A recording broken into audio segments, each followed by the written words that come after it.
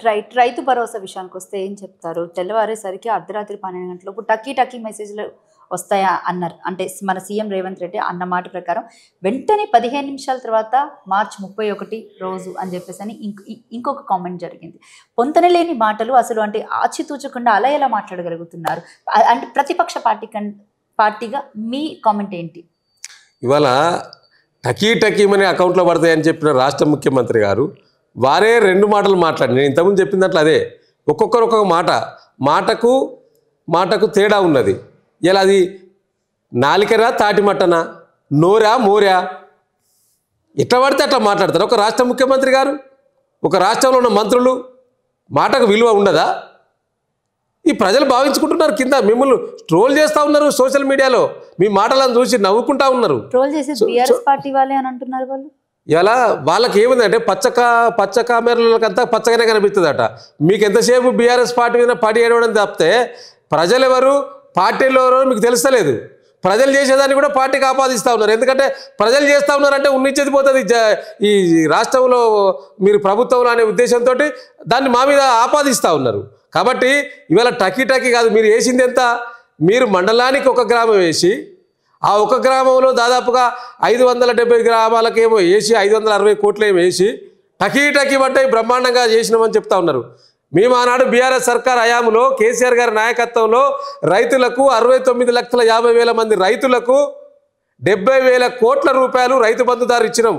28,000 కోట్ల రూపాయలు రైతు రుణమాఫీదారు అందజేసినాం. దాదాపుగా 1,00,000 కోట్ల రూపాయలు ఓన్లీ రైతుల కోసమే ఆనాడు బీఆర్ఎస్ సర్కారు కేసీఆర్ గారు ఖర్చు పెట్టిండండి. ఒక గది మేము చేసింది రైతులకు భరోసా ఇచ్చింది మీరు కాదు. మీరు ఇచ్చేది ఏంది? మీరు ఆనాడు ఏం చెప్పిండ్రు ఎన్నికల ముందు? కేసీఆర్ రైతు బంధు బిచ్చమెత్తా ఉన్నాడు, మేము రాగానే 15,000 ఇస్తాం, రైతులారా మీరు మమ్మల్ని ఎన్నుకోండి అని చెప్పిండ్రు. ఇస్తున్నారా? మేము బిచ్చమేసామని చెప్పిండ్రు కదా, మరి ఆ 15,000 ఇస్తున్నారా? మాట తప్పినరా లేదా? ముక్కు భూమికి నేలకు రాస్తావా ముఖ్యమంత్రి? ఎవరు రాయాలి ఇప్పుడు? నువ్వు రాస్తావా? ఇది ప్రజలు అడుగుతూ ఉన్నారు. 15,000ను మళ్ళీ 12,000 చేసినావు. ఆ 6,000 ఏమన్నా రాష్ట్రంలో ఉన్న రైతాంగానికి 70 లక్షల మంది రైతులకు ఇస్తున్నావు అని చెప్పినా నువ్వే ఆ వేదిక మీద చెప్పినావు కదా. 70 లక్షల మంది రైతులకు అందజేస్తున్నావు అని ఇచ్చినావా? నువ్వు ఇచ్చింది ఎంత? 4 లక్షల పైన రైతులకు ఎంత? 560 కోట్లు ఇప్పటి వరకు. నువ్వు మార్చి 31 అని మళ్ళీ చెప్పినావు. అది ఏ మార్చి? 25 మార్చా, 26వ సంవత్సరం మార్చా, 27వ సంవత్సరం మార్చా? ఏ మార్చి అనుకోవాలి మేము? ఎప్పటి వరకు అందుతాయి అందరికీ? సో ఇదంతా కూడా ఎట్లా ఉన్నదంటే అవసరం తీరదాకా ఒకటి, అవసరం తీరినాక మరొకటి అన్నట్టు ఇవాళ ఈ రాష్ట్ర ప్రభుత్వం ముఖ్యమంత్రి గారు మళ్ళీ రేపు స్థానిక సంస్థల ఎన్నికలు రాబోతూ ఉన్నాయి కాబట్టి దాంట్లోకి వెళ్ళి గట్టెక్కాలి కాబట్టి ఇవన్నీ చేస్తూ ఉన్నాం చెప్పడానికి తప్పితే ఇలా వాస్తవంగా గ్రౌండ్లో ఆ పరిస్థితి లేదు. ఇలా ప్రజలందరూ కూడా మిమ్మల్ని విమర్శించుకుంటూ ఉన్నారు. మీ యొక్క పాలన చూసి నవ్వుకుంటా ఉన్నారు ముఖ్యమంత్రి గారు. ఆర్టీసీ విషయానికి వస్తే కనుక నిన్న జేఏసీ కార్మికులంతా కూడా సజ్జనార్కి వెళ్ళి త్వరలో ఆర్టీసీకి సంబంధించిన లావాదేవీలన్నీ క్లియర్ చేయాలి, అలాగే ప్రభుత్వంలో విలీనం చేయాలి అని చెప్పేసి అని అన్నారు. లేనిచో ఫిబ్రవరి 9 నుంచి సమ్మెకి దిగుతామని చెప్పేసి అని అన్నారు. అయితే ఈ పక్కన ఏంటంటే ప్రభుత్వం ఏమో ఆర్టీసీని మర్జ్ చేయాలని చూస్తుంది, ప్రైవేటీకరణ చేయాలని చూస్తుంది. అలాగే ఆర్టీసీకి సంబంధించి ఇప్పుడు ఫ్రీ బస్ ఏదైతే ఉందో అది త్వరలో తీసేయబోతున్నారా? ఏంటి అసలు దాని పరిస్థితి ఏంటి? ఇవాళ మహాలక్ష్మి పథకంలో ఉచిత బస్సు పెట్టినామని చెప్పి బాగా గొప్పలు చెప్పుకున్న ఈ ప్రభుత్వంలో ఇవాళ వాస్తవాలు తెలుస్తూ ఉన్నాయి. అందుకనే పెద్దలు అంటారు నిజం నిలకడగా తెలుస్తుంది అంటారు. రాగానే మొత్తం మహిళలకు అందరికీ ఉచిత బస్సు అంటారు. సంతోషం చేసినాం, వారే ఉచిత బస్సు ఇచ్చారు కదా అని బస్సుల సంఖ్య పెంచకపోతుంది. ఇవాళ ఇప్పటి వరకు 2,800 కోట్ల రూపాయలు బకాయిలు ఉన్నాయండి ఆర్టీసీకి. అందుకనే ఆర్టీసీలో సంబంధించిన ఎంప్లాయీస్ అందరూ కూడా, కార్మికులందరూ కూడా వారు ఏమడుగుతా ఉన్నారంటే వారికి జీతాలు ఇవ్వలేని పరిస్థితి, ఓడీలు తీసుకొని జీతాలు ఇస్తున్నారు వాళ్ళకు ఎంప్లాయీస్కు. ఇది వారే చెప్తా ఉన్నారు. ఇలా ఆర్టీసీ జేఏసీ వాళ్ళు ధర్నా చేయడానికి పిలిపివ్వడానికి కూడా ప్రధాన కారణం అదే. సమ్మె చేయడానికి ప్రధాన కారణం ఏంటిది? ఇవాళ మీరు ఎలక్ట్రికల్ బస్సు పేరు మీద ప్రైవేటీకరణ దిశగా చేస్తూ ఉన్నారు. గత బీఆర్ఎస్ సర్కారు కేసీఆర్ గారి నాయకత్వంలో ఆర్టీసీ కార్మికులందరినీ కూడా ప్రభుత్వ ఉద్యోగులకు గుర్తించింది, ప్రభుత్వంలో విలీనం చేస్తామని చెప్పి జీవో ఇచ్చింది. ఆ జీవోను మీరు ఎందుకు ఇంప్లిమెంటేషన్ చేస్తలేరు? రేవంత్ రెడ్డి గారు ప్రభుత్వం చెప్పినాం కదా చేస్తారని చెప్పారు కదా, దానికోసం వాళ్ళు ఇలా సమ్మెకు సైరన్ ఊదుతూ ఉన్నారు. కాబట్టి ఇలా ఆర్టీసీ పేరు మీద మీరు ప్రజలకు చెప్పేదంతా కూడా బయట చేస్తూ ఉన్నారు. మీరు ఎక్స్ప్రెస్ బస్సులో ఫ్రీ అన్నారు మహిళలకు, లగ్జరీ బస్సులలో మిగతా బస్సులలో ఛార్జీలు పెంచిండ్రు. ఇలా సామాన్య జనానికి ఇబ్బంది అవుతా ఉన్నది. ఆ ఉన్న ఎక్స్ప్రెస్ బస్సులలో కనీసం చాలని సీట్లు దాంతో కొట్టుకుంటున్న సందర్భం, మిగతా బస్సులకు వెళ్ళలేని పరిస్థితి, ఛార్జీలు పెంచిన పరిస్థితి, ఇవన్నీ కూడా ఒక చేత ఇచ్చి ఇంకో చేత గుంజుకోవడం, ఎడమ చేత ఇచ్చి కుడి చేత గుంజుకునే కార్యక్రమాన్ని ఇలా ఈ రాష్ట్ర ప్రభుత్వం చేస్తూ ఉన్నది. ఆర్టీసీ ఎంప్లాయీస్ కూడా ఇలా వారు కూడా తేరుకున్నారు కాబట్టే ఇలా ప్రభుత్వాన్ని ప్రశ్నిస్తారు. ఒక్క వర్గం కాదండి, ఇలా ఆర్టీసీలో ఉన్న ఎంప్లాయీస్, ఉద్యోగ ఉపాధ్యాయ కార్మిక వర్గాలు ప్రతి వర్గం కూడా ఇలా రోడ్డెక్కింది.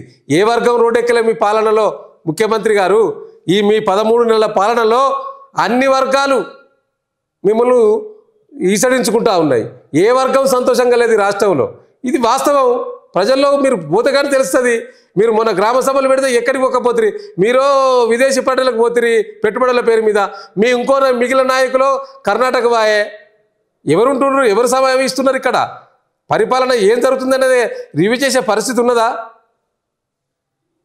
ఇంకొకటి అడుగుతూ ఉన్నారండి వాళ్ళు ఎంతసేపు, ప్రతి సందర్భంలో అడుగుతున్నారు. ఏంటిది అంటే కేసీఆర్ అసెంబ్లీకి ఎందుకు వస్తలేడు అంటున్నారు. ఇలా స్టేట్కి వచ్చి అడుగుతున్నావు. ముఖ్యమంత్రి రేవంత్ రెడ్డి గారు సెక్రటరీకి ఎందుకు పోతలేడండి? మేము ఆనాడు కట్టించిన పోలీస్ కమాండ్ కంట్రోల్లో కూర్చొని రివ్యూలు చేస్తున్నాడు ఎందుకు? సెక్రటరీ ఉన్నది కదా, నువ్వు సెక్రటరీ కోసం వాస్తులు మార్చినావు కదా, గేట్లు మార్చినావు కదా, ఎందుకు సెక్రటరీ పోతలేవు? మీ ఇంట్లోనే కూర్చొని రివ్యూలు చేస్తూ ఉన్నావు, లేదా కమాండ్ కంట్రోల్లో కూర్చొని రివ్యూలు చేస్తున్నావు. నువ్వు సెక్రటరీ కూడా అవసరం లేదా? రైట్. అయితే లగచర్ల విషయానికి వస్తే రైతులు ఈరోజు రీసెంట్గా విడుదలైనట్టు, అంటే మిగతా ఎవరైతే రైతులు ఉన్నారో వాళ్ళు కూడా విడుదల అయినట్టు తెలుస్తుంది. అయితే లగచర్ల ఇన్సిడెంట్కి సంబంధించి బేసిక్గా తిరుపతి రెడ్డే డైరెక్ట్గా వాళ్ళ మీద హింసాకాండకు పాల్పడినట్టు మొన్న సీఎం రేవంత్ రెడ్డి చేసినటువంటి కామెంట్స్ ఆజ్యం పోసాయని అనుకోవచ్చా మనం? డెఫినెట్లీ అండి, మీరు మంచి క్వశ్చన్ అడిగింది. ఇది ప్రజలలో చర్చ స్టార్ట్ అయింది. ఇప్పుడు ఏంది అంటే గంత పెద్ద ఎత్తున లగచర్లలో దాడి జరిగితే రైతుల మీద, అర్ధరాత్రి పోయి మహిళల మీద కూడా పోలీసులు అఘాయిత్యాలు చేస్తే మాట్లాడని ఈ రాష్ట్ర ముఖ్యమంత్రి నడుము మీద కాళ్ళతో తన్నినటువంటి సందర్భాలు ఉన్నాయని అక్కడ ఉన్నటువంటి లగచర్లలో ఆడవాళ్ళు నాతో చెప్పడం జరిగింది. ఎగ్జాక్ట్లీ మీడియాలో కూడా చూపించారు, సోషల్ మీడియాలో వచ్చిన అన్ని మీడియాలో వచ్చింది. స్వయంగా తిరుపతి రెడ్డి మెడబెట్టి బయటికి గెంటేశాడు మమ్మల్ని అని కొంతమంది ఆడవాళ్ళు. Still we have that footage. నేను అది బయట పెట్టమన్నా కూడా పెడతాను. అంటే ఈ రోజు మొన్న సీఎం రేవంత్ రెడ్డి చేసినటువంటి వ్యాఖ్యలు ఏవైతే కొడంగల్కి నా తర్వాత నా అన్న మాటలు ఏవైతే ఉన్నాయో ఇవన్నీ నిజమైనట్టే కదా. ఈ రోజు 100% నిజమైనట్టే. నేనే ఉండి చేయించినా అని ఒప్పుకున్నాడు రాష్ట్ర ముఖ్యమంత్రి గారు. నా తమ్ముడిని పెట్టి నేనే చేయించిన అని చెప్పిండు. ఇవాళ లగచర్ల రైతులే కాదు, ఇలా ఆయన నియోజకవర్గంలో ఉన్న రైతులంతా కూడా ఇబ్బంది పడతా ఉంటే, ఇలా ముఖ్యంగా ఈ ఫార్మాకు సంబంధించిన భూమి సేకరణలో లగచర్ల రైతులు వ్యతిరేకిస్తే, ఆ వ్యతిరేకించిన రైతులను నువ్వు భయపెట్టించి భయభ్రాంతులకు గురి చేసి అక్రమంగా కేసులు పెట్టి దాదాపు 50 నుంచి 60 రోజులు ఒక్కొక్క రైతును లోపల పెట్టినావు కదా. లేకపోతే హింసకు గురి చేస్తున్నట్ట ప్రజలను అక్కడ. ఇలా తిరుపతి రెడ్డిని పెట్టుకొని వీళ్ళ సోదరిని పెట్టుకొని ఒక రాష్ట్ర ముఖ్యమంత్రి గారే నా తమ్ముడు అన్ని చూసుకున్నా అంటే ఇట్లా నువ్వు ఏదైనా భయభ్రాంతులకు గురి చేయి, ఎవరినైనా బెదిరించు, ఎవరి దగ్గర నుంచైనా ల్యాండ్ గుంజుకో, మనం చేసుకోవాలి, మనకు ఉన్నదే 5 సంవత్సరాల తర్వాత ఎట్లా గెలిచే పరిస్థితి లేదని భావించుకొని నువ్వు ఇట్లా జబర్దస్త్ చేయడం ఏంది ముఖ్యమంత్రి గారు? నీ తమ్ముని పెట్టుకొని ఇలా రైతుల గోస దాక్తుంది నీకు. ఇలా ఆ లగచర్ల రైతుల గోస, నిన్ను గెలిపించిన రైతులు వారు ఏదో వేరే జిల్లాకు సంబంధించిన కాదు, నీ నియోజకవర్గంలో నిన్ను గెలిపించిన రైతులనే నువ్వు ఇబ్బంది పెడతా ఉన్నావు. ఆ విషయాన్ని మర్చిపోతా ఉన్నావు. నీ అల్లుని భూమి కోసం నువ్వు లగచర్లలో ఫార్మాసిటీ ల్యాండ్ పేరు మీద మళ్ళీ దాన్ని వెనకకి తీసుకున్నావు ఇంత జరిగిన తర్వాత. అంటే నీదేందన్నట్టు, నీ నిర్ణయాలు ఏందన్నట్టు? ఇది తిరోగమనం వైపు పోతుందా, పురోగమనం వైపు పోతుందా నీ పాలన? ప్రజలందరూ కూడా గమనిస్తూ ఉన్నారు. ఇలా నీ యొక్క తుగ్లక్ పాలన, నీ యొక్క తుగ్లక్ నిర్ణయాల వల్ల ఇలా రాష్ట్ర ప్రజలు అరిగోసపడతా ఉన్నారు. ముఖ్యంగా నీ నియోజకవర్గ ప్రజలైతే తిట్టి సాపిస్తారు నిన్ను. అది తెలుస్తలేదు నీకు. చూడు కొన్ని యూట్యూబ్ ఛానల్ చూస్తే, ఎందుకంటే కొన్ని మీడియాల నుంచి చెప్పు చేతుల్లో పెట్టుకున్నావు, నీకు కనిపిస్తలేదు అది.